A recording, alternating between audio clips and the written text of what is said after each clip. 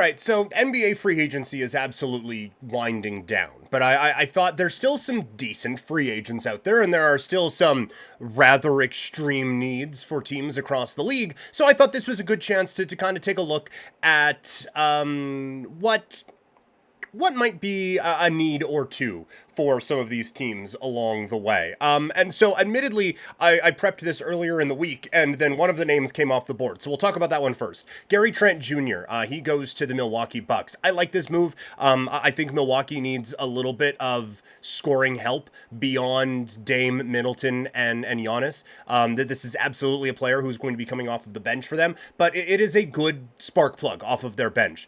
I thought that it was always a bit of a force having him be a starter on the Toronto Raptors, but as a scoring presence coming off of the bench for this Bucks team, I think that is absolutely someone who can help you go out there and win some of the non-Giannis, Dame, or Middleton minutes, or can be a pretty good complementary piece if it's Giannis and bench, or even Dame plus bench, right? So I think that he is someone who kind of fits in really well there. I initially had him going to the Lakers. They are a team that I do think needs some extra scoring, and I think they are a club that could have benefited from that depth scoring that Gary Trent Jr. can provide. So that's the first one, and that one kind of goes out of the way.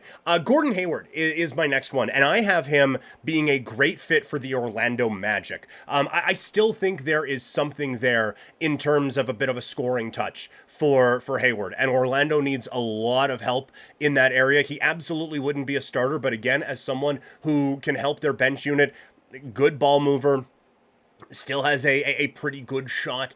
Defensively, I don't think he is what he was, but this is a very, very good defensive unit out in Orlando. And so I think Gordon Hayward is someone who can fit in with what Orlando is trying to do and maybe add a bit more of a scoring touch so that it doesn't completely bog down in some of the minutes for Orlando's offense. I have JaVale McGee with the New York Knicks. I don't know how Tibbs and JaVale McGee would mesh. There might be some oil and water there, but the Knickerbockers desperately need another big, I think, given Mitchell Robinson's injury history and the fact that, like, you look at what you're going to have to compete against in the Eastern Conference with a Joel Embiid, and with Kristaps Porzingis, Al Horford, and all those guys out with the Boston Celtics. I think that is a position that, for a number of different reasons, the Knicks still need a little bit of depth. And McGee is someone who can still come in, protect the rim a little bit.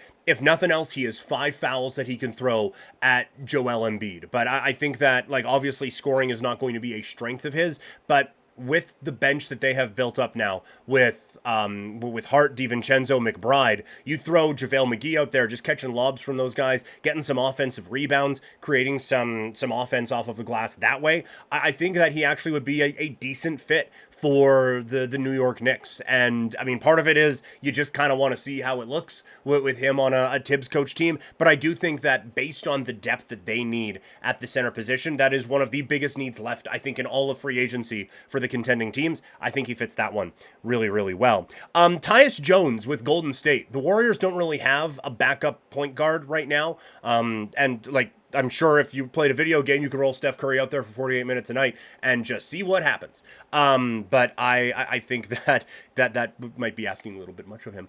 And I think that they still need some help. Like, they have done a good job of building up the depth in Golden State without Klay Thompson there. But they do need a number 2 point guard, and I think Tyus Jones kind of helps that out a little bit and can help a bench unit. And my last one, Davis Bertans with the Denver Nuggets. I like the idea of Russell Westbrook going to Denver as well to kind of help out that bench, but I think Bertans, there's still some kind of scoring whatever there. It's just that his contract was insane. So if you can get him on kind of a minimum contract and bring him in, be a productive scorer coming off of the bench, there is an opportunity, I think, that he would be able to maybe get one more good contract out of it, especially if something happens to Gordon or MPJ and he has to move his way into the starting lineup. Jokic finding him for corner threes, I think would really help him. So I think just to add a little bit, because right now their bench has nothing, man. And I think Bertans could really help with that as someone who can still play at not a super high level, but can still play NBA basketball. It's just he wasn't worth what his contract was, and so I think the perception of him got skewed a little bit. I think he is someone that would fit there. I think another spot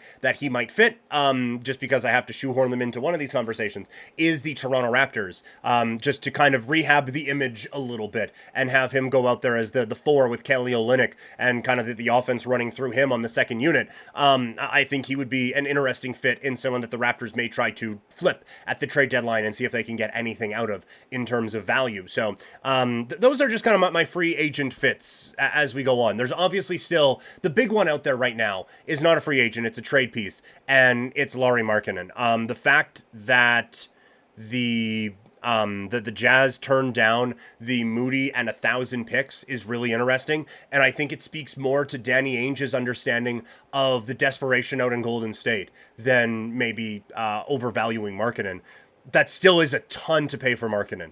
I would really, if I were Golden State, I think you really, really have to try to not put Kuminga in that deal. And so if it has to be Podziemski and, Podziemski and Moody, then I think you kind of have to do it.